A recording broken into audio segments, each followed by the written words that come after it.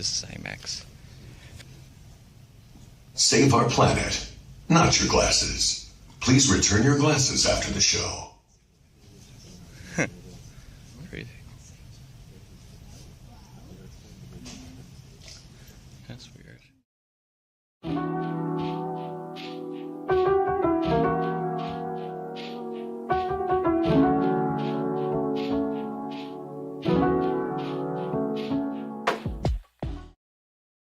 Bro, I'm not even gonna say the N-word, you fucking black guy!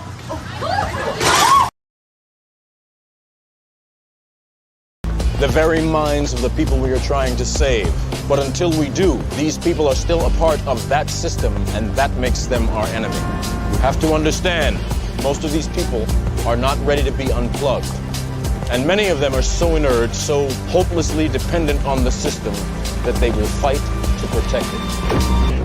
The time has come. Execute Order 66.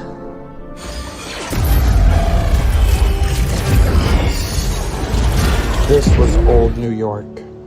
You're lying. In its beautiful golden age. Before they rushed to tear it down. Why would they tear down these marvelous structures that were meant to stand for 1,000 years? Some being torn down in just 50. It's because we inherited this city. And those who did not construct this grand architecture could not hope to maintain it. And most of it, you would find, fell to ruin. These were all empty and abandoned cities after the last reset, the mud flood. You can even see the sunken layers in many of these pictures here. Just look at that grand architecture in Penn Station. And to think they tore this down in less than 50 years. And you can find the same scene and the same sad story in nearly every city, not just unique to America. We all rush to tear down all these grand structures in all of our cities and replace them with glass boxes, literally tearing down paradise to put up a parking lot, while all these cities looking far different than they did in their golden age when they were told to be built by horse and buggy. Question everything, friends. Until next time. This was old New York. This is a mechanical model of what you've just seen.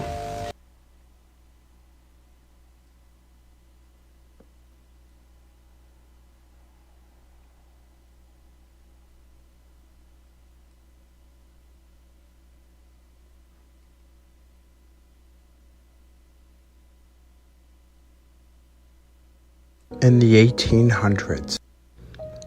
This is Galveston, Texas. In the 1800s, we are told a population with its peak at around 20,000 people in the 1890s built all of these magnificent structures, called them schools and post offices, hotels, for such a small population just starting out. But of course, anyone that looks at these with any bit of scrutiny can see the age and weathering of these buildings, let alone the population size. That these were not built by settlers and pioneers, but merely inherited. And to erase the true narrative, the true history, these buildings had to be destroyed.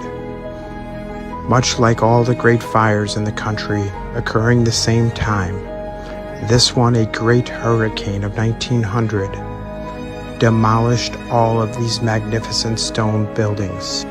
Could a hurricane cause this level of destruction? It's possible. What's far less possible is that settlers and pioneers built all of these in less than 100 years' time.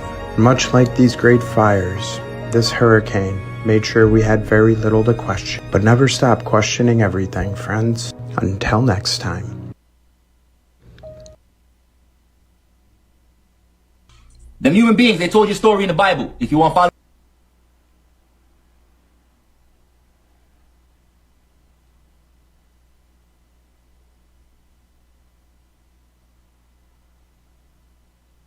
I've shown you guys that Egypt is here in America. Just look at all those places up there on the Mississippi. And I've also shown you that before it was Washington, D.C., it was Rome, Maryland. But for this video, I want to show you guys some of the other old world places that were all located here in this land, the Holy Land that we call America now. And obviously maps can be manipulated. So I took all the maps used in this video directly from the Library of Congress's digital archive online. Now, right off the rip here, you'll see out in the northwest, Pyramid, and then Pyramid Lake directly next to it. That's how it goes. Now, if you weren't familiar, one of the great ancient cities of the world was the Phoenician city of Tyre, pictured above. Now, in this Bible is History book I have, we're told that Alexander the Great built a 650-yard causeway across from the mainland back over to Tyre. Now look at this picture above compared with this map of Cuba in an artificial causeway built across the ocean. Look like they might be the same place to me. Now this was taken from a map only showing the Western Hemisphere in North and South America.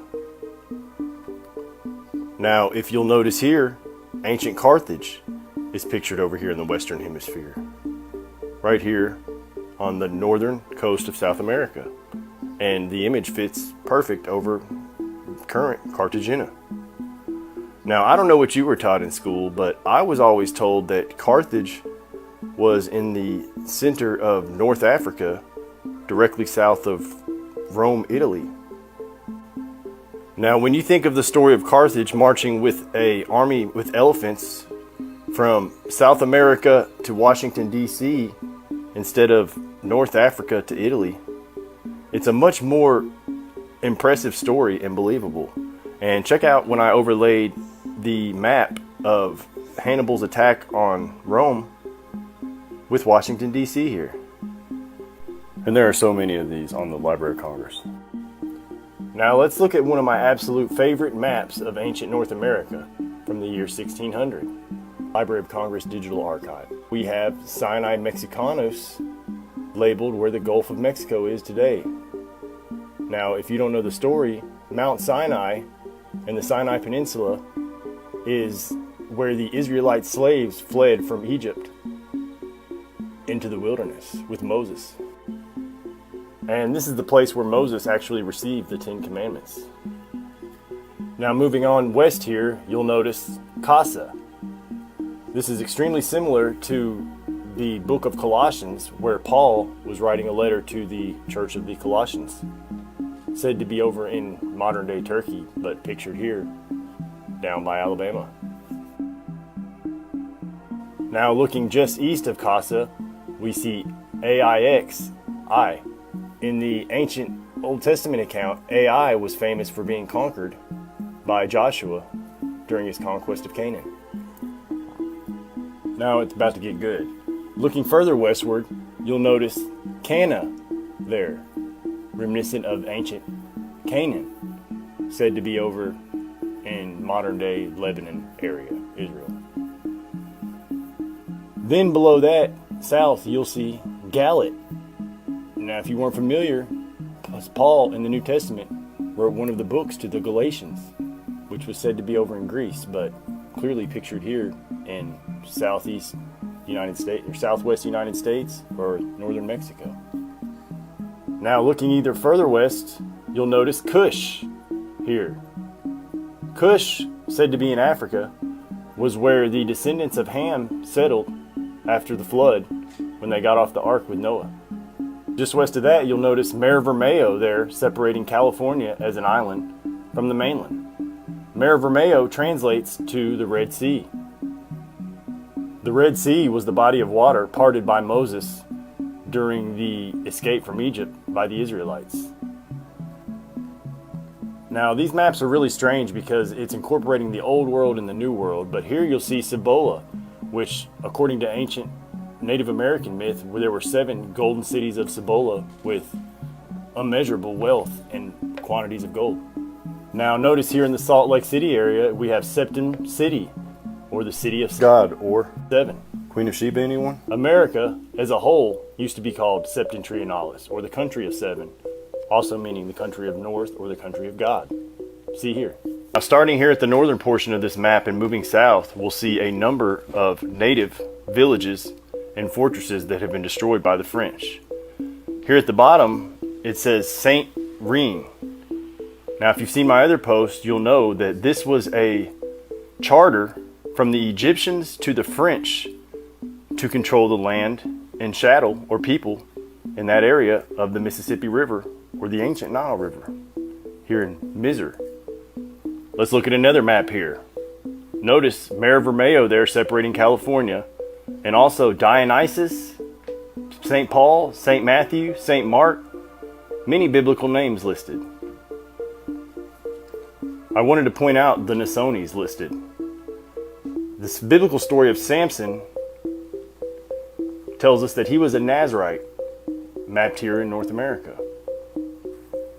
Then looking north, you'll see a Kansas, La Canesi. Check out how they spelled Kansas here and all around the modern Kansas.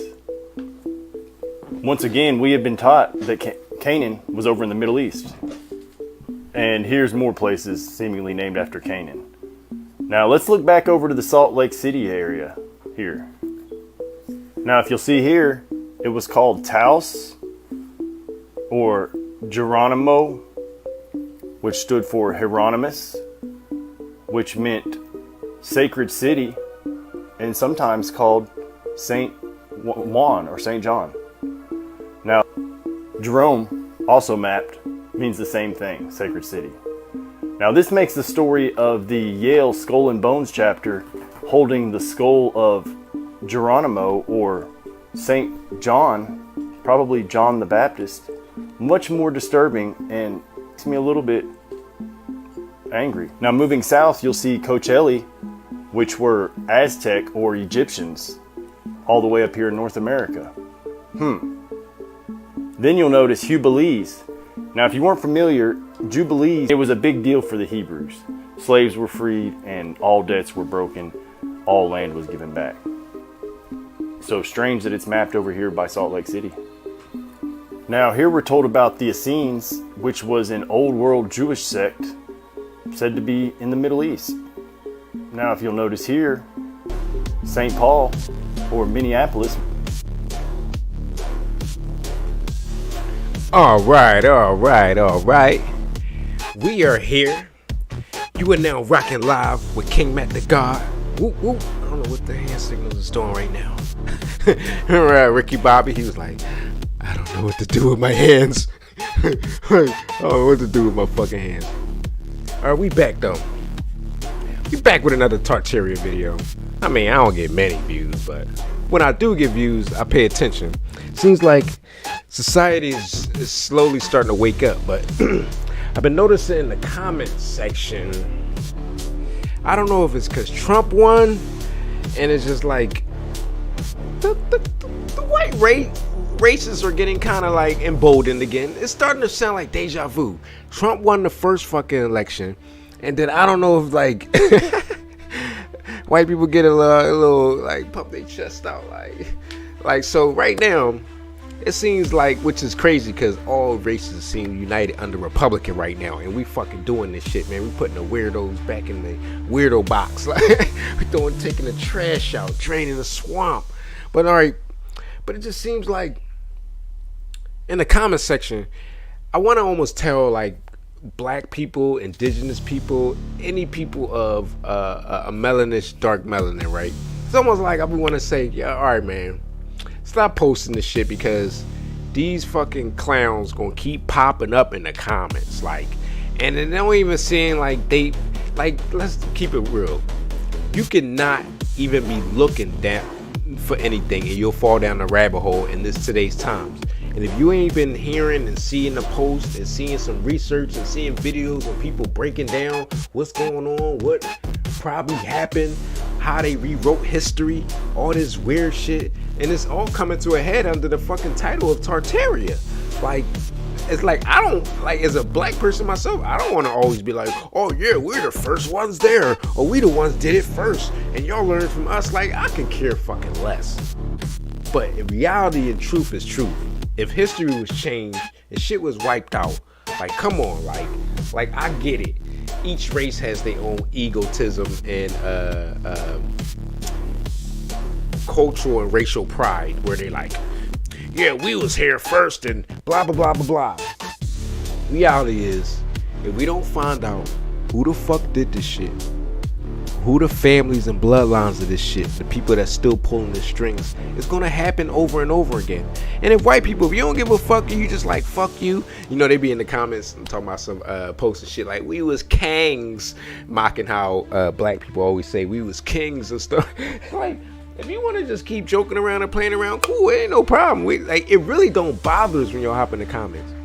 It's like, but it's like, bro,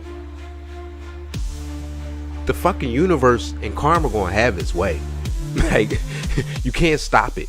Like, it's gonna have its way. Stuff is gonna come back to the surface. These dead bones is gonna rise back to the surface. You can't keep, the lie can't live on forever. Like enough is enough. Like, me drinking a nasty beer because liquor store closed on Thanksgiving. All right, so it is what it is. So, but I've been seeing lately, people hopping in the comments on these type of posts when black people are posting stuff. A lot of times they're using AI generators, so that's pissing me off too, because y'all use an AI generator and you giving the fucking bozo racists a fucking a fuel to fucking be like, look at this shit was made with AI, it's not real, it's made up fantasy, blah blah blah blah blah. So I almost wish people stop posting shit about Japan was black, and they had posted a video of some AI generated black Japanese people. Like, all right, even if it's true, just the fact you use AI is only gonna fucking embolden the assholes in the comments. And the problem is, they hop in my comments too, on when I comment on something, here they come, blah blah blah blah blah, and it's like, bro, I don't got the fucking time to sit each and one of you motherfuckers down in the comments and break down all the research and all the shit I fucking learned in the last couple years. I don't have the fucking time. Like, I don't, like, that's what be pissing me off. I be wanting to just break it all down to them. When you break it all down to them, they shut the fuck up. They be like, I guess they like, damn, this motherfucker kinda, he know a little something, like, he know more than me.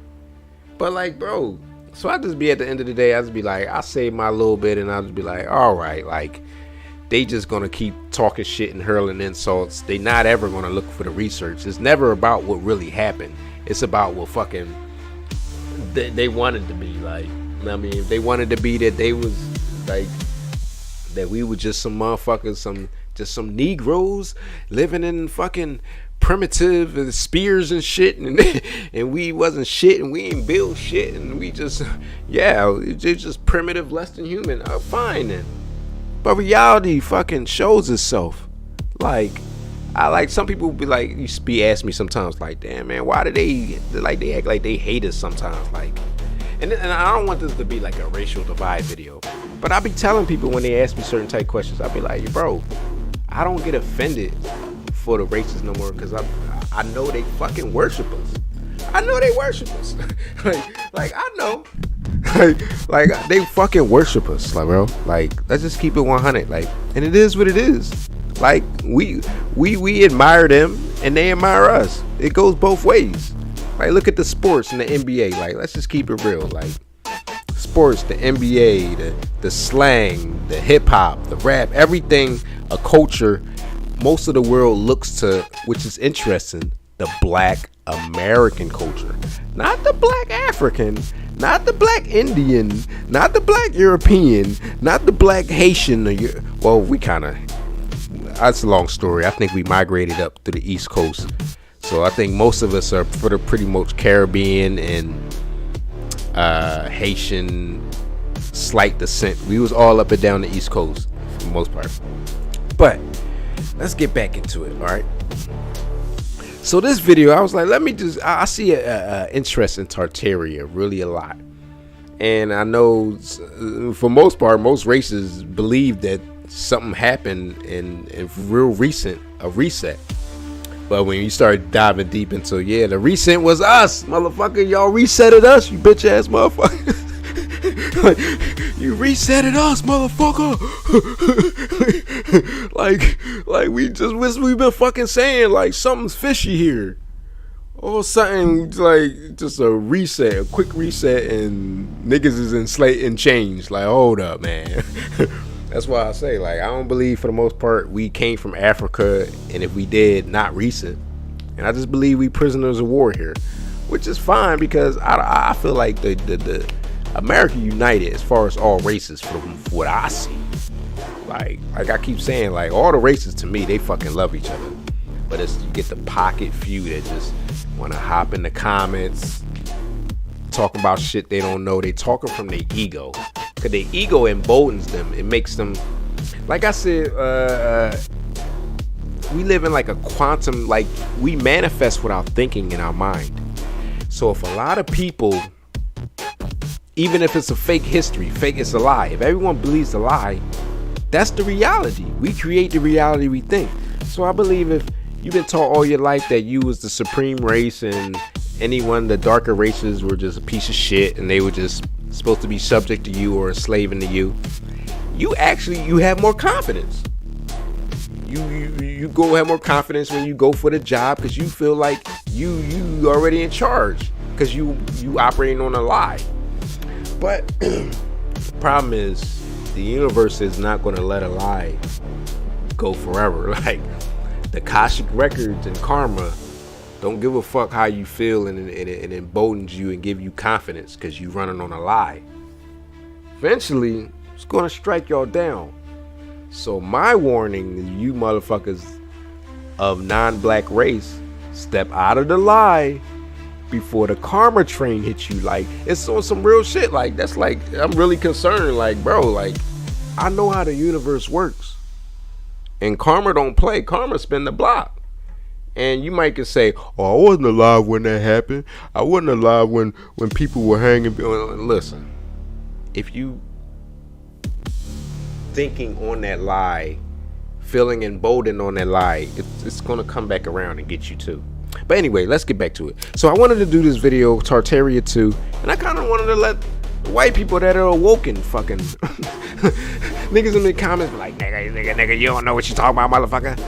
Oh, let your own white motherfucker tell you then. Like, how about that? Like, I don't have to keep saying shit. Like, reality is gonna be reality whether y'all try to lie through it or not. Like, you can't cut through reality with a lie. It worked for a little bit. The reprogramming, miseducation of all the fucking minorities, it worked for a little bit. But to be honest, 2020 was the reset, and motherfuckers all of a sudden just started falling into all this knowledge. I don't know if someone released it. I don't even know how they are even allowing some of the research that's going on online. You would think the fucking internet gods would be like, all right, enough. These niggas is waking up. Shut that shit down. But all right, I'm gonna get small, and I'm gonna let the white boy tell you. Like, I don't gotta say shit. Let the white dude tell you. He'll tell you everything you need to know. And I love my fellow white brothers, because for real, they really black, but they don't really understand and know that they grafted their melanin out of their skin through a process of grafting. But like I said, I love my brothers of all races. So let's get it. I hope some goofy racists are watching, because, like, for real, we need to unite. Cut the shit out. Like, it's on some real shit. Like, black people, when we were posting shit on social media about shit that we believe and we're discovering and uncovering, we're not doing it to throw it in nobody's face, which we should if y'all fucking wiped us out on some nut shit. But we doing it because we know once we all wake together, we're all going to be like, well, who's in charge? Who is pulling these diabolical strings? And we're going to overthrow them. But until we stop being divided on racial ego, we're never going to look at the top of who orchestrated all this. All right, but let the white dude talk. Talking about key Africans who have played the part in European history. Was it? I just want to ask a question right at the beginning. Have these people been written out of history? Have they been forgotten by most of us? And how hard was it to tease them out? When historians show that the iconoclast movement was primarily an effort to remove all images and icons depicting black people in a position of power, or as deities, these historians are labeled as historical revisionists. And yet it is not just a few images that show that there was a substantial black nobility in Europe before 1453, but in fact, despite centuries of sustained effort to suppress and erase this African presence, there still remains a large body of evidence that still shows this. In 1352, when Jacob van Maerlant made his famous painting of Charlemagne killing a Moorish leader, this is how he drew the Moorish leader: as a black African.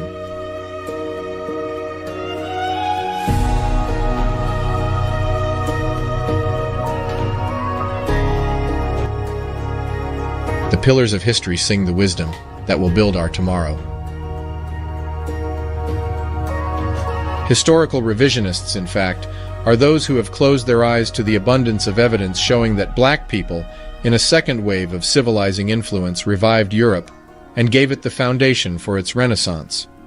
After having invented agriculture in 9500 BC, and after having spawned the two most influential civilizations in ancient times, Kemet, better known as ancient Egypt and Sumer, it is black Africans that injected into Europe and the Levant writing, science, religion, and culture. These were inherited by the Roman Empire, which then collapsed in the 5th century AD. And so began the long collapse of European society until the return of the Africans in the 8th century, when the blacks, this time, as the Moors re-injected into Europe, what ultimately became the spark of modernization. In the 800 years that the Moors occupied Spain, the ethnic makeup of these Moors changed over time. It is the early wave of these Moors that were the most influential, and it happens to be the same early waves that were in great majority black African. And they came in such numbers and with such knowledge that they gained significant positions of power in pre-Renaissance European history. And it is this group of black Africans that joined with the remnants of the first civilizing wave of Africans, a few of them still present in Europe. These two groups joined to form a new elite class throughout Europe. And you will see evidence of their presence through multiple artifacts and historical records today. When we show that Renaissance Europe was in great majority sparked by Africans, it does not mean that Europeans or Asiatics are not capable of civilization building. What we are showing, however, is that Europe of the Dark Ages benefited from the technology, science, philosophy, medicine, and architecture that were reintroduced by a majority black Africans elite in the early periods of the Moors, which transformed over the centuries into a nobility class with evidence littered all over medieval texts. This is the Without History channel. Through primary sources and peer-reviewed research, we bring you perspectives on history that are seldom shared, the often omitted African presence and African influence on ancient civilizations and modernization. This channel is only possible thanks to the generous contributions of those who understand the role of history for generations of all ethnicity. You can find ways to support us in the video description. You will also find a multitude of sources for those who like to dive deep into these subjects. Oh, commercial playing hardball. They're playing foul.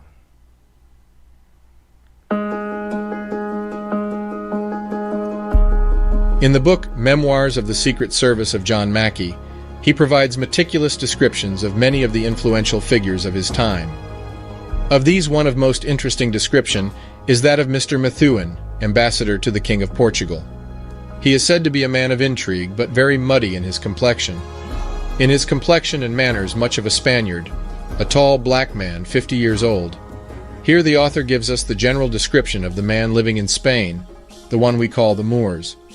In his own words, of his first account, they are tall men of black complexion, and this description of the Moors is not unique. As we saw, it shows up in paintings, it shows up in carvings, it also shows up in innumerable medieval texts. But the Africans were not the only Moors. Arabs made a good contingent of the Moor population, but the sheer number of black Africans as Moors caused the contemporary artists and writers to depict them as black with clearly identifiable black features. One of the most influential Moor factions was the Almoravids, a group that brought many inventions to Europe, including the horseshoe arch. Coming from present-day Mauritania and Mali when they were majority black, the Almoravids were depicted and almost universally described as black by their contemporaries. In the book Historia Compostelana, they are described as follows.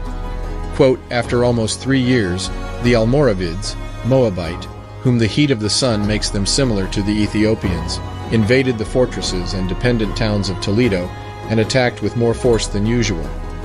End quote. The book also goes on to state that, quote, before they ruled they had worn their veil, lidam, in the desert, only against the heat and cold as the Arabs do, and were mostly of dark, asmar complexion. End quote. And the Arabic word asmar describes a color that is as dark as coal, and their leader was described as brown skin with kinky hair. Yet another leader of the Almoravids, Abu Bakr ibn Umar, was depicted as shown, as you can see, unmistakably black. In 711 AD, when the Moors led their conquest of Spain, the whole of Europe was going through turmoil. 3 centuries before, the Roman Empire had collapsed. Europe was now divided between East and West, and soon the Vikings would begin their reign of terror. Malnutrition, illiteracy, disease, and lawlessness were rampant throughout most of the region. The arrival of the Moors forced the unification of rival factions under the banner of the Church. It also caused the rapid adaptation of European society to what they perceived as a new threat to their way of life. But as much as the Moors were perceived to be a threat, they brought a long list of civilizing elements to Europe. The Know what I'm getting from this? I'm getting from this, like, darker melanin people had it first. And like, you can go back all my videos and all my teachings of the walls of Alexander.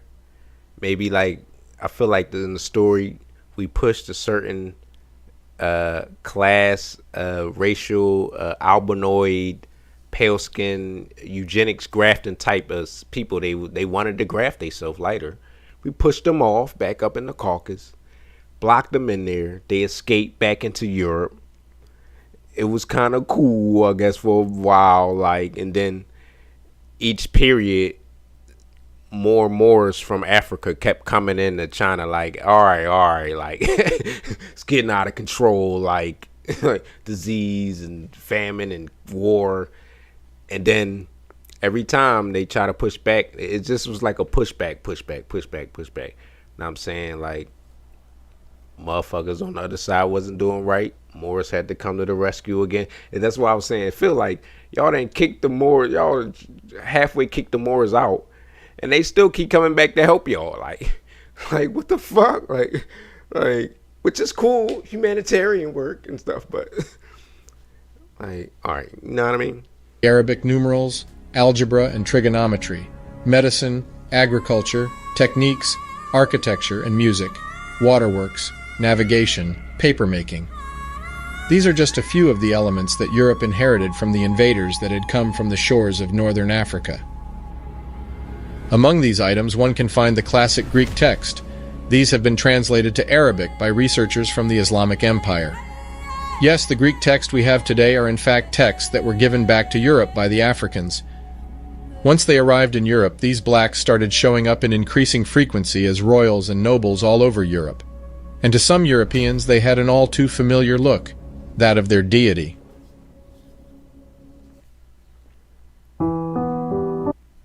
How can energy work harder?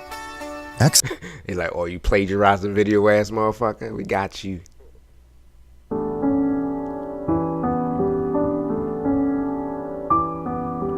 I'm just like, all right, like I said, from both sides, I believe both sides was kind of out of control. They speak of the Moors, they was like having all the white women, like, like I said before, like, Ray probably was out of little control. You know how niggas get when white women come around, niggas get, and then you can take they women and then push the men back. Get out of here. Yeah. Like, it was times and stories I'm hearing, like, niggas was playing in that snow heavy. Pretty sure the white men were a little upset, like, motherfucker, like took my bitches. Like, so So that's why I say I always be thinking like, damn, like what did we do to them? Like, and these motherfuckers, they just kept coming back to help. Like, you keep coming back to help. Like, they keep whooping your fucking ass. What the fuck, man? That's why they that the Nation of Islam be saying that technology, man. That's just strong. Like, I'll tell my mom earlier. Like, it's like sometimes we just too nice. Like, but it is. Let's go. Because of the consistent iconoclast efforts, it is difficult for most to realize the true presence of Africans as nobles in Europe. It is even more difficult to admit the role of Africans as venerated deities. But that was precisely the intended outcome of the iconoclast movement. Masquerading as an exercise to remove icons altogether, its real objective was to redefine them. And I argue that this movement never really ended. It went from the destruction of black icons as early as the 8th century AD to a new form where historians are knowingly hiding notable black presence in medieval Europe. And what they will instead focus on are exceptions that happen to reinforce the narrative that black people only had a role of servitude. There is no better example for this than the transformation of Queen Elizabeth I from her first-hand accounts to her repainted figures. In the Calendar of State Papers and Manuscripts Relating to English Affairs on page 1058, when Ambassador Giovanni Michel writes, quote, "Of this sister of hers, I must remind your serenity that after the repudiation of Queen Catherine, the present Queen's mother, she was born of Henry VIII, and of his second wife, Anne Boleyn, an Englishwoman and of noble birth, although 2 years afterwards she was beheaded for adultery." Damn! My Lady Elizabeth was born in September 1533, so she is now 23 years old. She is a young woman whose mind is considered no less excellent than her person, although her face is comely. September 1533, so she is now. These motherfuckers, that shit had me at a sway. Like, yo, these motherfuckers is beheading bitches for, oh yeah, you cheated, huh? Like, y'all got it nice. Y'all talk about something. We oppressed. The women be like, we oppressed. How? They will be executing you like, oh, you cheated, huh? Damn. Like, he just said that like it was normal, natural in the literature. My Lady Elizabeth was born in September 1533, so she is now 23 years old. She is a young woman whose mind is considered no less excellent than her person, although her face is comely rather than handsome, but she is tall and well-formed, with a good skin, although swarthy." End quote. And if you wondered what swarthy means in Old English, it means of dark complexion or black. And yet when we look at portraits and paintings for Elizabeth, she is depicted with the whitest of white skins, with what happens to be curly red hair. I mean, but that could be albinoid, like, a little bit, too. Like, I believe it could have been, like, a lot of us, but we was albinoided out. I believe that's a little bit of the Esau line. I believe Esau went up into Europe first, for the most part. Take a note of this, as it will come to be of importance as we progress.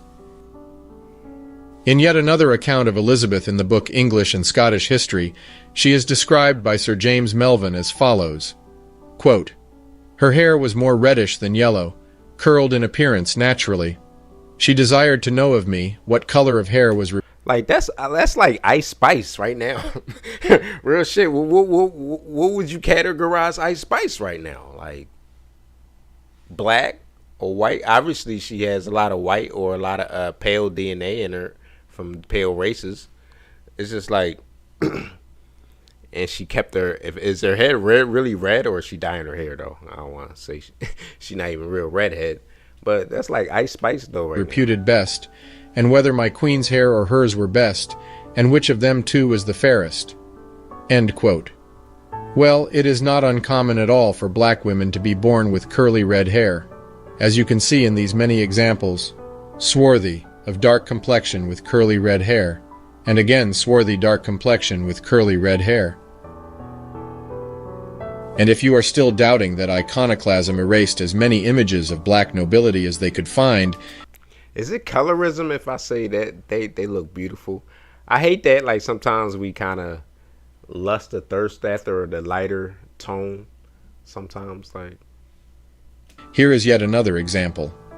In the book Queen Elizabeth by Alison Weir, Sir Francis Walsingham is spoken of by the Queen as follows. Quote, Walsingham was nearing 40. He had been educated at Cambridge, Gray's Inn, and Padua, and become an MP.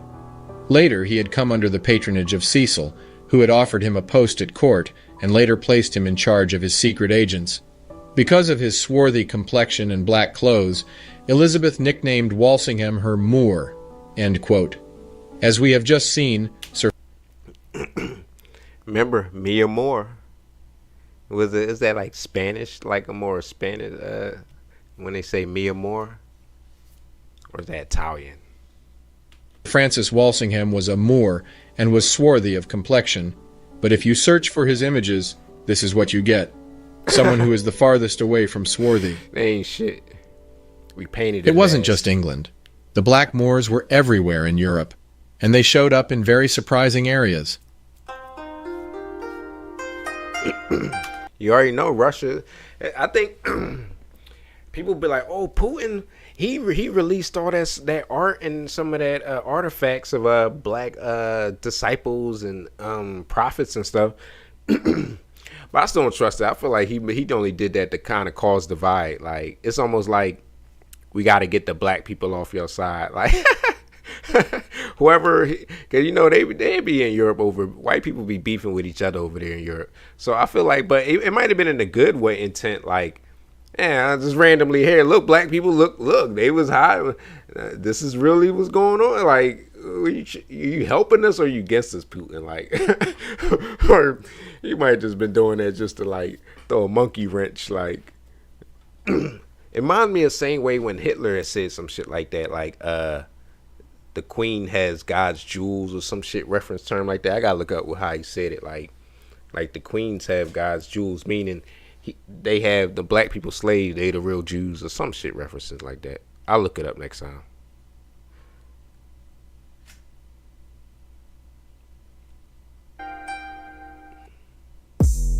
And hit me with a commercial. That's my song with my lyrics on Apple Music streaming. And I did it with... Funny, know why DistroKid keep hitting me with this commercial? Because I canceled one of my accounts with them. Like, so they are just like stalking my fucking YouTube email. Because your email is attached to your YouTube. So they hit me with this joint all day. Like, come on back. Like, nah, bro. In the 10th century in Scotland, the king was called Dub Macmail Coluim. This is beyond interesting because the old Scottish meaning of dub is black, as you can see from this old dictionary, and in old Wikipedia depictions of the man he was shown as follows. But this has since been replaced. If you read on, you'll see that he was called the Black. Further to this, in the book The Mystery of Legends of Scotland, the author confirms the existence... I'm sorry, I always laugh at this picture when I see it. Oh, I ain't shit. Because he just got the goofy look. Like, damn, why you painting looking goofy though a little bit? Like, existence of purely black people. We see one of them in the person of Kenneth the Niger. During the 10th century, Kenneth the Niger ruled over 3 provinces in Scotland. The archaeologist and writer David McRitchie declared that the Moors dominated Scotland as late as the time of the Saxon kings. So late as the 10th century, 3 of the provinces of Scotland were whole. It's crazy because all these pictures they showing me, it's like all niggas I've seen. It feel like I've seen all these niggas right here, like light-skinned niggas, dark-skinned niggas, like black. And the supreme ruler of these were the Black Kings of Scotland. In the hood. You will also note that Scottish royalty was intimately related with English royalty through various bloodlines. On the European continent, we continue to find influential black figures throughout the Middle Ages. In 16th century Italy, we find the medallion depicting an unidentified European king. In 12th century Italy, Moorish philosopher Ibn Rushd, here depicted. And the Black Moors didn't just become kings and queens in Europe, they also show up as rulers of the Byzantine Empire in multiple instances. Like Nikephoros II Phocas, Emperor of Byzantium from 912 to 969, he is described in the Relatio of Luitprand of Cremona. No, this picture just made me think of, like, yo, they just warring and killing each other for no reason. Like, what is wrong with humans? Like, people, period. I mean, like, I don't know who is good or bad. I'm just saying, let's just forget about that right now. Like, what the fuck? Like, why is it always like gotta be, gotta kill somebody this year? Like, I don't get it. Like, what would y'all be fighting over? Like, y'all all, it's plenty of earth, it's plenty of land. Like, it's almost just I would say machoism, like ego, like, oh, I want your land or I want what you got, like, for no damn reason. Like, Mona as, quote, very bristly through the length and thickness of his hair, in color an Ethiopian, one whom it would not be pleasant to meet in the middle of the night, end quote. And yet this is his depiction, really nothing like the man. Here again we see the iconoclast at work, but where they changed some icons, they could not get all the references.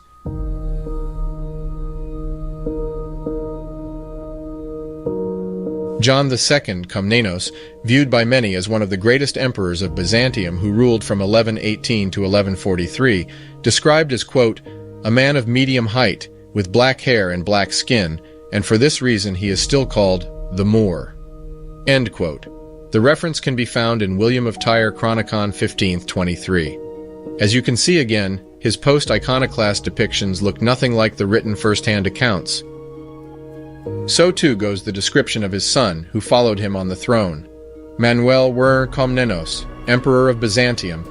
He was described by his contemporary Niketas Choniates as follows, quote, a certain black-skinned Ethiopian.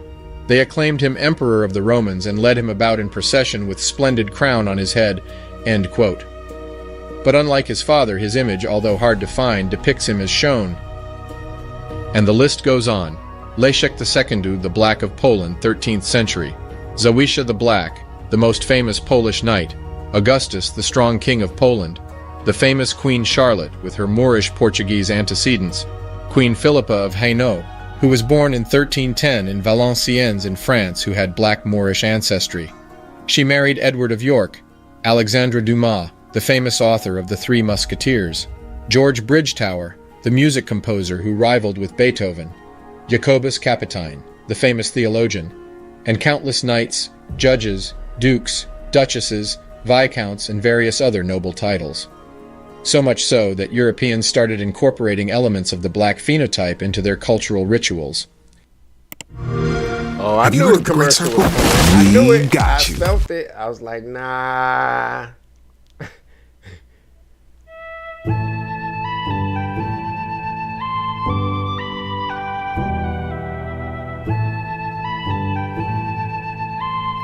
So the wigs are supposed to be nappy? Is that what y'all saying? Like, they're not supposed to be all like flowing and silky? When one takes a look at the enduring cultural elements that were started in medieval Europe, some interesting practices emerge. The first... the rollers is hitting me right now. Like, y'all already know how black women and they got them rollers. Like that shit hitting right now. Like, one being the wearing of the wig. The practice started in the courtroom, and historical texts show that, until the 17th century, lawyers were expected to appear in court with clean, short hair and beards. Wigs made their first appearance in a courtroom purely and simply because that's what was being worn outside it. The reign of Charles II, 1660 to 1685, made wigs essential wear for polite society. So then, who was the general population trying to imitate? They were trying to imitate the king, Charles II. Charles II, 1630 to 85, otherwise known as the Merry Monarch, was a gargantuan baby. At 4 months he already looked, his mother complained, like a 1-year-old. From the age of 12 he took part in English Civil War battles and was described as a tall black man in parliamentary wanted posters. Yo, why is he emphasizing that black man like that? Like, whoever this white narrator boy is, like damn, it's like, you got a grudge against your own people, white dude? Like, it's a white dude narrating this. Like, it's like he's tired of his white brethren, like, with the shit. Like, man, we tired with the shit, man. Look, this is what really fucking going on. Like, why you emphasize that black like that? Nigga is savage. otherwise known as the Merry Monarch, was a gargantuan baby. At 4 months he already looked, his mother complained, like a 1-year-old. From the age of 12 he took part in English Civil War battles and was described as a tall black man in parliamentary wanted posters. By now you know the drill. If Charles II was described as a tall black man, why would he be depicted as such on his painting shown in Wikipedia?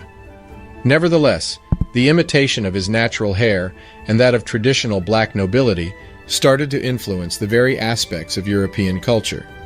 In these pictures we can even see how the medieval wigs imitate Kemetic hairstyles, even down to how the... I've been noticed that. I was like, them Jones look just like some pharaoh type shit that them pharaohs had on their head. The curly hair rests on the shoulders.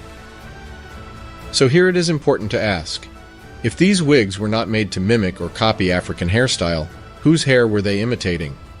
Surely not the natural European hairstyle, as the tight curly nature of the wigs cannot be found in that population. And there is only one people on earth with this type of kinky hair, and it is the black African. As the YouTube channel straight up said, if they could choose any type of hairstyle, why would they choose these particular African hairstyles in so many instances, and especially in royalty and high society? Another Black and History Channel gem. Along with the already...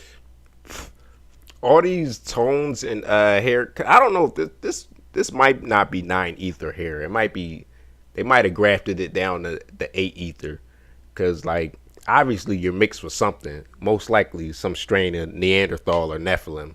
So, and that's what I believe. A lot of stories in the Bible of how like Esau, like I believe fucking Abraham probably or his wife cheated, because like you just all of a sudden one of your children come out albinoid or red hair, light complexion, red hair. Like it just makes me think like all those angels, you know how the angel will appear in the Bible and yes, your wife will be pregnant. Like, yeah, nigga, you fuck my wife, motherfucker. Like, this fucking, I always thought about that. Like, the angel always appear when one of the prophets or people in the Bible's wife about to have birth to an amazing child. Like, you motherfucker. Like, that's like you smash a chick and you see her dude and you be like, oh, you're about to have a baby. Congratulations. You're going to have a beautiful baby. You be like, this motherfucker. Like, that's why I'm getting the feeling of the Anunnaki or whoever was appearing as angels, smashing niggas' wives, then go to him like, you'll be a blessed, brave man, and your child it's going to be a great baby or going to grow up to be great. Yeah, of course. You done smashed him with your damn angel DNA, motherfucker. That's some bullshit. Like, that's how that shit really was, though. And a lot of them probably was in contact with some fallen angels. I'm stupid as shit. Already mentioned The Debunker and Mr. Theory on X. Do check them out. But women of medieval and late medieval Europe also copied another defining feature of black women. One feature that was, in recent time, denied or mocked, but that has become so sought after today that women are now paying large sums of money to imitate and obtain: the large posterior. And in Europe, they went as far as creating appendages such as the bustle to specifically amplify the woman's posterior. Interesting. The sole purpose of the device was to give European women the appearance of having a larger behind. Want that donk? Just to give you an idea of how popular this body augmentation that was the fucking ancient throwback medieval BBL. Motherfuckers had a medieval BBL. That's what you saying? Procedure has become. In 2020, 397,000 women underwent butt lift procedures. And that's not counting the large number of women who spend countless hours.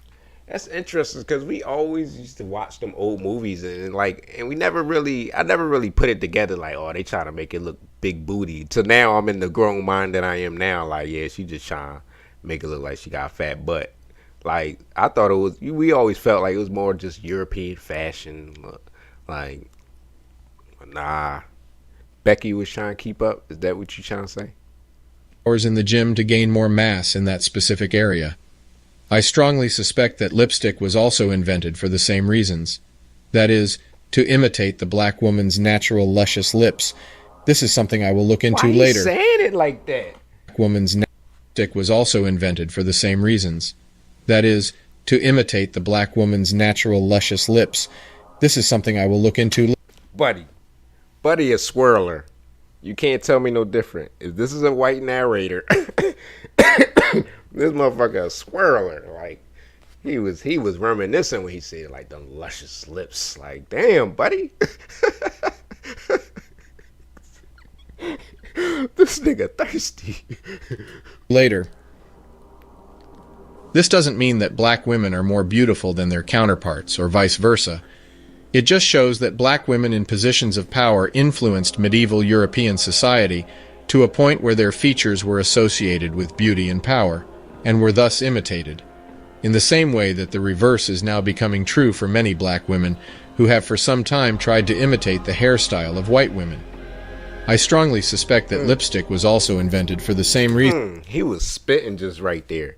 The same way back when the women that was admired or in power, and the same way the other groups are mimicking, that's the way black women are mimicking white women with the straight hair. Like, my man spitting though. Associated with beauty and power, and were thus imitated. In the same way that the reverse is now becoming true for many black women who have for some time tried to imitate the hairstyle of white women. I strongly suspect that lipstick was also invented for the same reasons, that is, to imitate the black woman's natural luscious lips. This is something I will look into later. When Benjamin Franklin of all people said the following, then we must understand that the situation we have been portrayed by mainstream historians is at least inaccurate and at worst dishonest, and I quote, "Why should the Palatine Boers, Germans, be suffered to swarm into our settlements, and by herding together establish their language and manners to the exclusion of ours?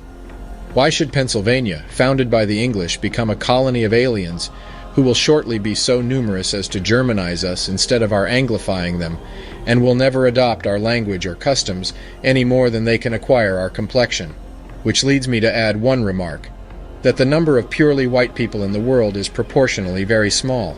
All Africa is black or tawny, Asia chiefly tawny, America, exclusive of the newcomers, wholly so, and in Europe the Spaniards, Italians, French, Russians, and Swedes are generally of what we call a swarthy complexion, as are the Germans also, the Saxons only excepted, who with the English make the principal body of white people on the face of the earth.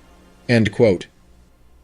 There is one part of this Franklin quote that is often left out or ignored. Kind of make you just want to punch Franklin in the face, like, you motherfucker, you. I wonder, shit, he might have been mixed a little bit, probably half black, half white, like, but it still sounded good. Like, he didn't sound like bad or nothing, but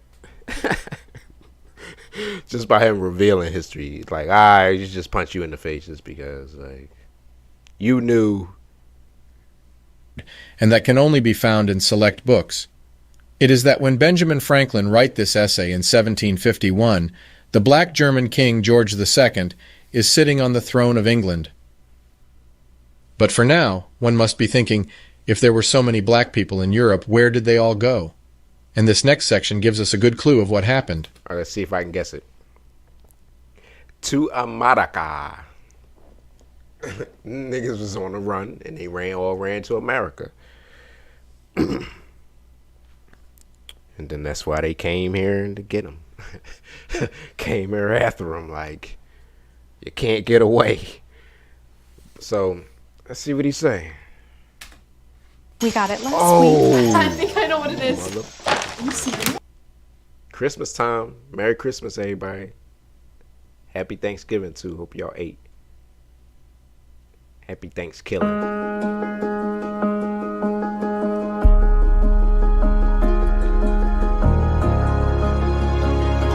It wasn't just one event that reduced the number of black Europeans to such low levels.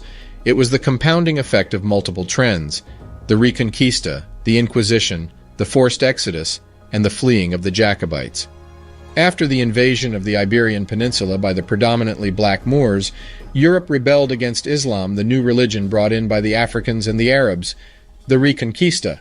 And so, from the 8th century to the 15th century, war and cultural reversal had become the trend. And it is during this period that the brutal inquisitions took place. Their aim was to root out and kill Jews or Protestant converts. During this period, being suspected of being a Jew or a Protestant would be enough to get someone executed. And it is important here to note that in an effort to integrate into European society during the Reconquista, many previously Muslim blacks had converted to Judaism and the Protestant faith, both religions that they found more conservative and thus more compatible with their old Islamic faith. The Spanish Inquisition, established in 1478, was aimed at consolidating the Catholic Church's power by targeting heretics, among whom were conversos, Jews who had converted to Christianity. And I just feel like it was easy to obviously target people. Oh, you're not of our faith. We're going to use faith to go and slaughter you.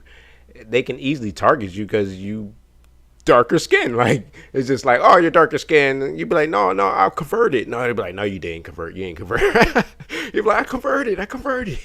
Like, nah, you didn't. Nigga, no, you didn't. Like, Christianity and Moriscos, Muslims who had been. I was telling my mom earlier, like, that's why I don't really fuck with Christianity like that, because they use that as a way to like, oh yeah, like it just nullifies the whole religion. Like, baptized as Christians. The Inquisition employed brutal methods, including torture, to extract confessions and enforce orthodoxy within the Spanish kingdom. During this period, many Jews declared their conversion to Christianity to escape persecution, but these conversos remained targets of suspicion and violence, leading to widespread fear and eventual expulsion. In 1492, the Catholic monarchs Ferdinand and Isabella issued an edict that forced Jews to either convert to Christianity or leave Spain. This expulsion had a catastrophic impact on the Jewish community, stripping many of their possessions and forcing them into exile. Many of these Jews were Moors that had converted to Judaism to escape persecution. The Inquisition also targeted the Moriscos, baptized Muslims, who were expelled in the early 17th century, further emphasizing the Inquisition's role in religious and ethnic cleansing. But many of the blacks from Ireland to Spain chose exile to the new land, especially islands such as Jamaica. Yep, let's go. In the book Origin of the Anglo-Saxon Race, the author clearly shows that from the late 8th century, before the arrival of the Vikings whom they fought, the Anglo-Saxons, a great majority of the inhabitants of Scotland and Ireland were black, and they are clearly spoken about in historical descriptions, but also in their names: Black, Blackman, Blackman, Blake, Suard, from Swarthy, Stuart, Sewart, and others. It is these black people who centuries later, though in fewer numbers, became the Jacobites, the supporters of the Black King James, also known as Jacobus. These Jacobites were exported in mass to the new land in the Americas, as it shows here in the... It's like as he's talking in my head, I'm just bobbing my head like somebody spitting a hot ass 16. Like he just spitting like everything I've been telling y'all, like exactly like. The supporters of the Black King James, also known as Jacobus. These Jacobites were exported in mass to the new land in the Americas, as it shows here in the book Jacobites' Gleanings, the Transportation in 1745 by J. Macbeth Forbes. It is in short a passenger manifest of the Jacobites that were taken to Antigua. And when we say they were taken, it means they were forced into exile to the islands. What is interesting here is that both their names and their physical description are given, and as you can see, the great majority are black. William Blake, black curly hair. Douglas Campbell, brown complexion. Remember that Dougal and Doug from Old English means black. So many who carry that name come from old black families. Alex Catanach, black, ruddy, and healthy. And it's not just the top of the list, further down John Kennedy, black. Angus McIntosh, black, very strong. And the list goes on. Although the vast majority of black people who arrived in America came directly from Africa, European blacks, smaller in number comparatively, were forced or chose exile over persecution to the new land. And it is these forces, Reconquista, Inquisition, forced exile, that decimated the large number of blacks in Europe, and their traces were then systematically removed from all icons and representation of influence, creating an illusion of an exclusively European medieval history. One where the Afro-descendant can no longer see himself or herself in the nobility of days past. Like I said, that quantum mind. Once you have, from birth, raised to believe something, that's what reality is. Like if they erased our memory tonight, and tomorrow they come with some shit like Thanos rules the earth, we will all believe it because that's what we all be taught from that day on. Like, so they somehow cut it off really strong, basically just murdered, killed, got rid of everybody, deleted everybody. And then anybody young enough that wouldn't know that, they just taught them in school, oh, this is what it is.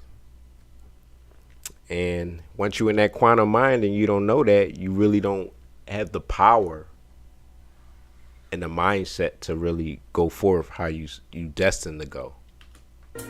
But equally as damaging, they have created a circle of people who have been born into this lie, have never had the time nor the courage to question it, and who now use it as a justification for ethnic supremacy.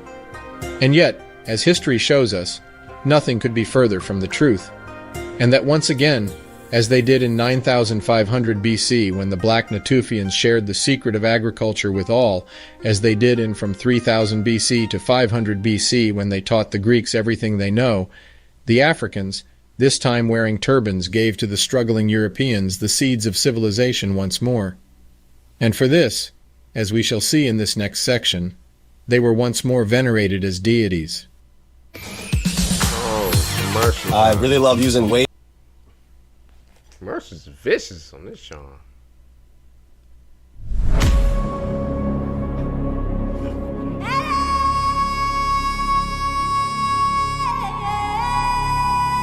In the book, I'm gonna give a shout out to this Chatboy channel because I ain't shit plagiarizing the whole shit. Let me just subscribe. See that? See, right? It's damn nice, y'all, to just subscribe. What's his name? Like, Without History.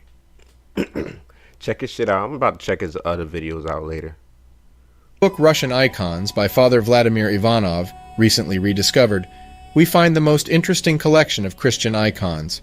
It is of high interest for two reasons. Number one, it depicts the various Christian icons as black. And number two, this is not found in Western Europe, but well in Eastern Europe and Russia.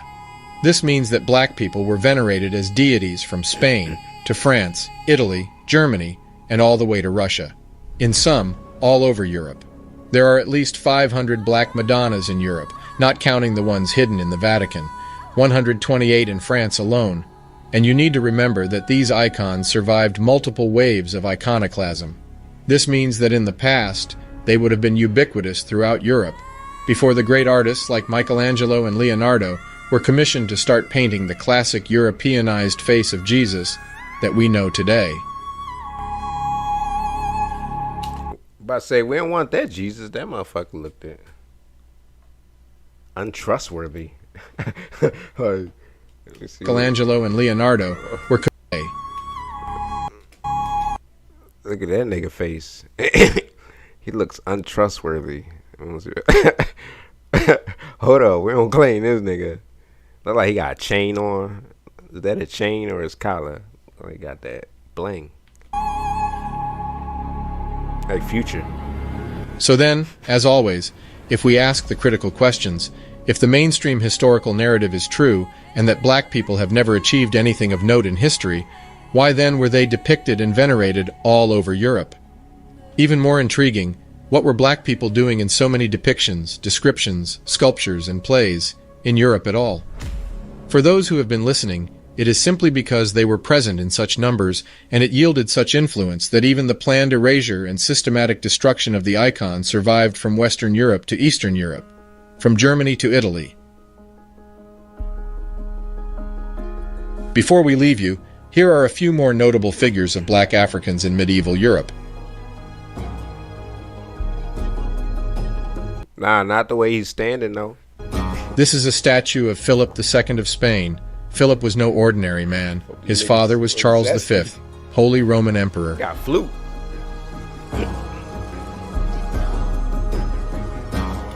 That's the thing, like, you can't burn coins, though. Can't burn coins. Why they got him with the big heads though? I mean, they obviously look like that. No, it reminded me of like Yakub, like the pictures of like Yakub, big head scientists. In this portrait, we have a count depicting Christian, John George, and Augustus. Christian was a Scandinavian monarch. We have John George, Elector of Saxony. The last one to the right is Augustus, also Elector of Saxony. Their names are engraved on the coin, as you can see.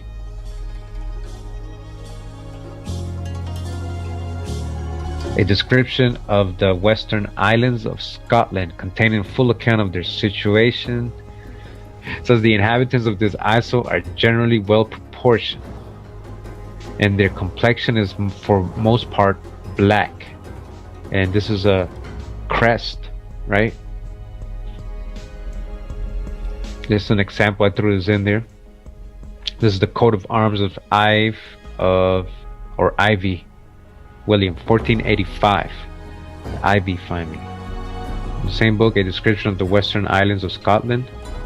And we're talking about the Isle of Arran, or the island of Arran. It says the inhabitants of this isle are well proportioned, generally brown, and some of black complexion. They enjoy a good state of health and have a genius for all callings or employ. That was Kareemio. I'm pretty sure some of y'all know who that is. Go check his channel out. He one of my top 10 ascended masters. Like, I got a list, like top 10. But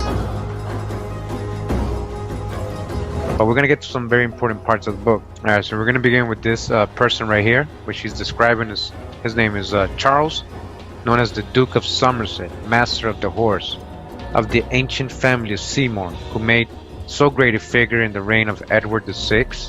I remember, these are the people he's spying on, so these are the Jacobites, alright?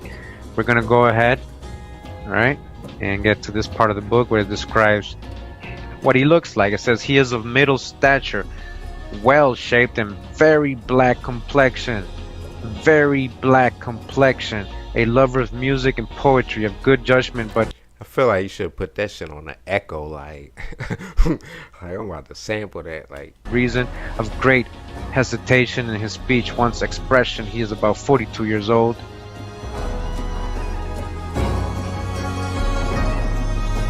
Here is yet another, James Vernon Esquire. He was clerk in the secretary's office in King Charles II's reign. He is described as a tall, thin man of brown complexion. But when we look at his Wikipedia portrait, it looks nothing like the man. For all we know, this painting could have been misattributed, but this would mean that they have misattributed thousands of portraits. And at no point in time do these misattributions show a black man in the stead of a white man in a position of prominence.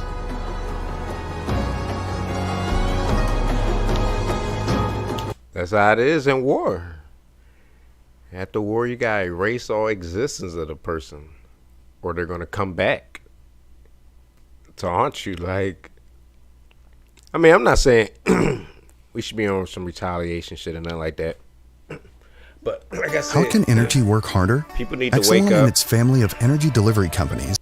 Understand that it's higher powers pulling the strings, and they're basically just gonna play each other against each other. Commercials is hungry. And here we have another coin depicting Augustus, Elector of Saxony. The Saxons were Lutherans, a major branch of Protestantism. And as we mentioned before, many Moors converted to Protestantism to escape persecution during the Reconquista and the Inquisitions.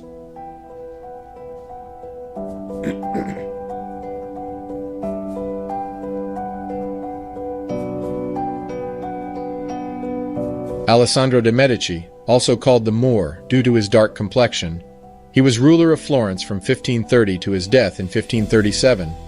He was also the first Medici to rule Florence as a hereditary monarch.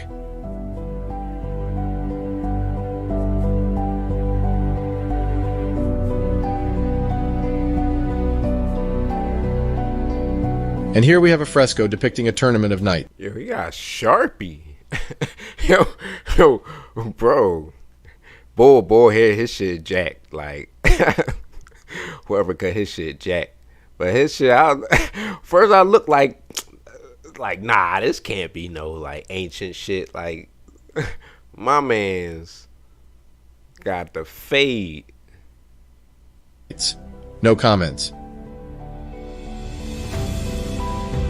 Got the fade on. Configuration. And when you see the prophets, you're going to see them as men of color. Notice here his garment is white, but the skin complexion on the prophets, they're all dark-skinned men. Because when you read the scriptures, you always read about the prophets. They always describe themselves as dark-skinned men. And our forefathers, black men, they painted them as that image of being men of color.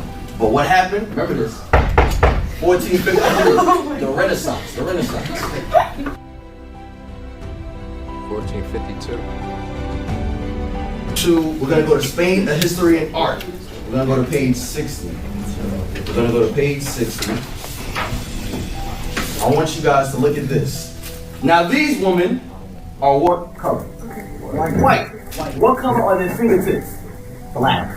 What? They got their fingertips dipped in chocolate? No, they weren't dipped in chocolate. They were hired to paint over the images. Why are their fingertips black, but their skin is white? Because they had iconoclasts, 1453, paint over these images.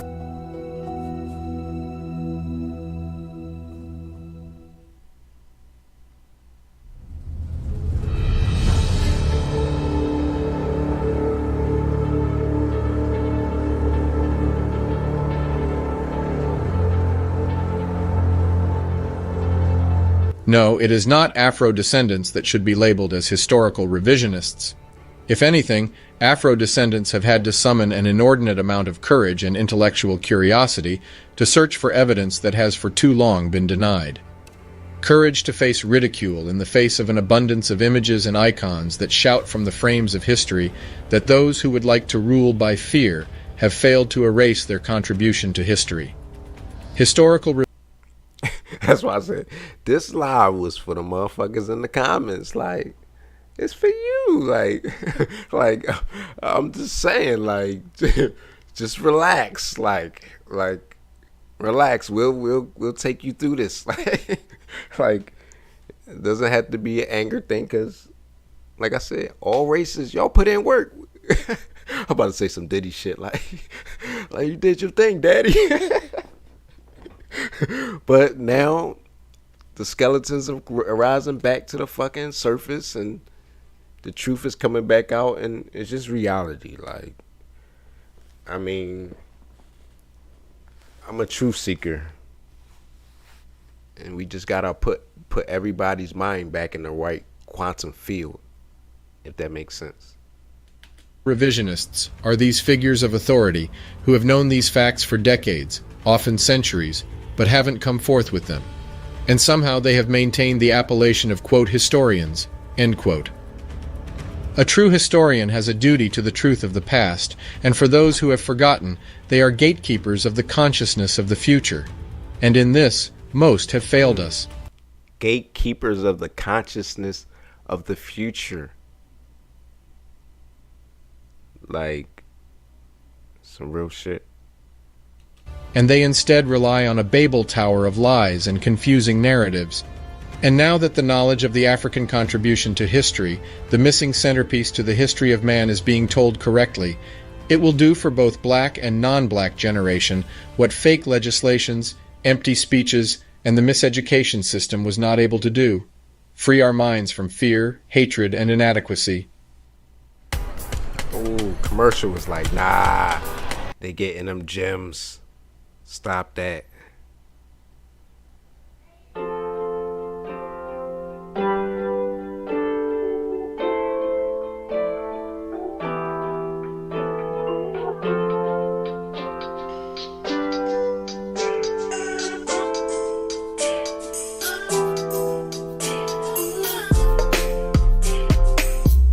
Again, a huge shout out to all these channels and researchers. What they do is simply amazing, and each one brings their unique perspectives and findings on true Black and African history that will not be covered in the mainstream. Kurimeo Ahau, Reeducated TV, The Debunker, Mr. Theory on Twitter, and all those that I have mentioned in the video description. Alright, y'all get the point. God damn, like, I be hating to do that to y'all, like, because for the most part, I've done all this research, dive all down the rabbit hole to what's really happened, what's really true, what is really in front of us. We only see certain spectrums of light, you know what I'm saying? But what's right in front of your face, if you choose to see it, you cannot choose to see it. You know what I'm saying? Y'all get the point, man. Y'all get it, man. Let's see what else we got for y'all.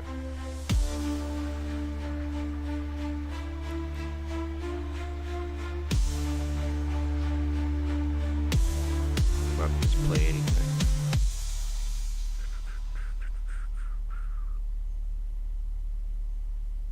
What the fuck?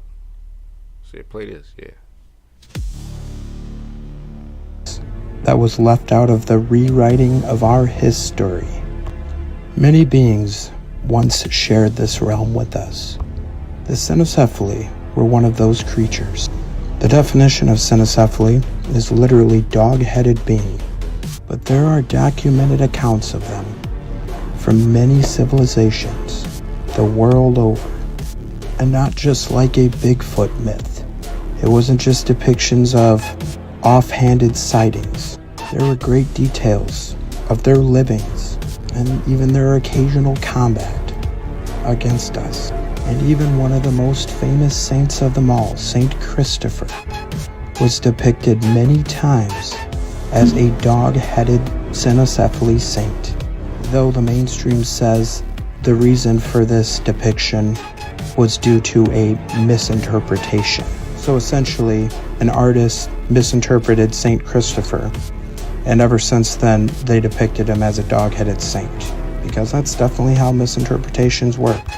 As I said, our true history is so distorted, nobody has any clear picture of our true reality. We can only piece together the scraps and hope to form a more complete picture. Question everything, friends. Until next time. In the depths of the Tartarian manuscripts, we find... The music was dope. It's something about the dog-headed men and stuff like that. I should do a video on that. The dog-headed men. Got that dog in them. I may give you a couple more videos. Should probably already gave y'all. Should I just be seeing people post shit that resonated? Free to God, Rashad.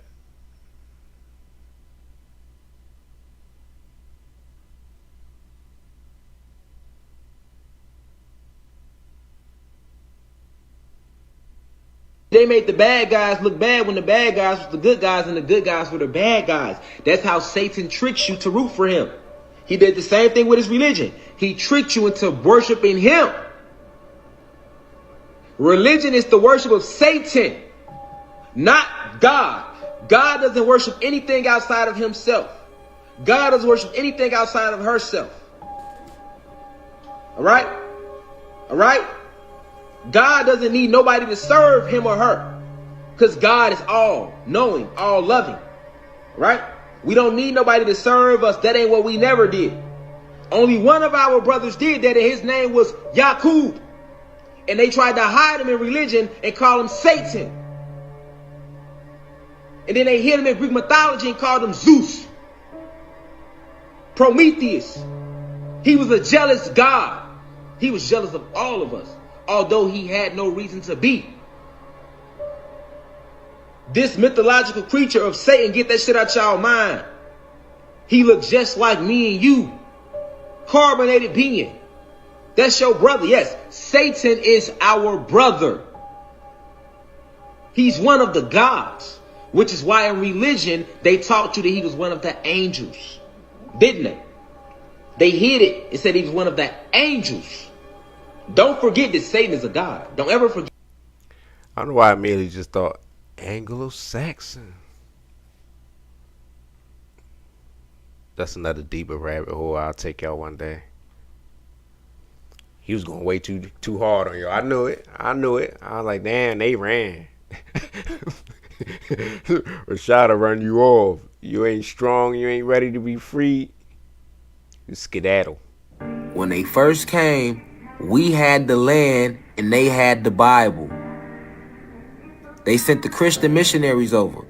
They always send the missionaries first, even to this day, to pacify the people. You see? Religion. You see? They sent the Christian missionaries over. The Christian missionaries got us to trust them because they said they came in peace. They just want us to read some of their ways. So we started to read their ways. And then they asked, we started to trust them. And they said, hey, close your eyes. And we said, okay, because we trusted them. So we closed our eyes. Can I be for real? Baby, can we talk? And then some told us to open them because they didn't even tell us to open them back up. That's how dirty they did us. Like, they didn't even say, okay, now open your eyes. They just left our eyes closed. And we was hearing shit move around. And we like, what the fuck? All this moving going on. So we said, you know what, fuck it, let me open my own eyes. And we opened our eyes. And we had the Bible. And they had the land.